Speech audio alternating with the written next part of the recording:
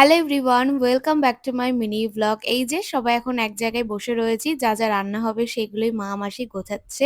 এরপর গতকালের মাটন দিয়ে ভাত খেয়ে নিলাম আমি। দাদুও তো মাছ নিয়ে চলে এসছে, সেগুলো এখন পরিষ্কার করা হচ্ছে। আর আজ তো আমি অনেক সকাল সকাল উঠে স্নানটা করে নিয়েছি। তারপর সবার সাথে একটু গল্প করছি, মাঝে মাঝে এসে আমার মেহেন্দির কাজটাও কমপ্লিট করে নিচ্ছি। এইদিকে মাসি রান্না করছে, তারপর রান্না হয়ে গেলে সবাই একসাথে বসে পড়লাম লাঞ্চ করতে। আজকের লাঞ্চের মেনুটাও তো দারুণ, পটলের দোরমা চিংড়ি মাছের পুর দিয়ে।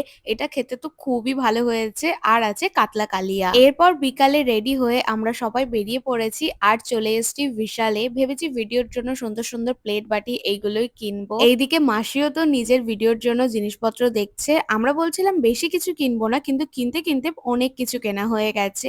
আর আজ দেখলাম বিশালের কালেকশন গুলো খুবই ভালো, তো কোনটা ছেড়ে কোনটা নেব সেটাই আমরা বুঝতে পারছিলাম না। এই বাস্কেটটা আমরা কেউই বের করতে পারছি না, লাস্টে আমাদের শক্তিমান ভাই বের করে দিল।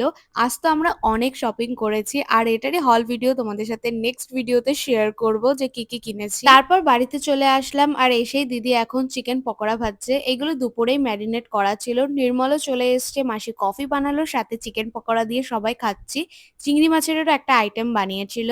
তারপর রাতে নির্মল খাওয়া দাওয়া করে চলে গেল বাড়িতে। এরপর রাত 12টার সময় আমরা সবাই উনো খেলতে বসেছি। আর আজ খেলবো না হাসবো এটাই বুঝতে পারছি না। হাসতে হাসতে আমাদের পেটটা ব্যথা হয়ে যাচ্ছে।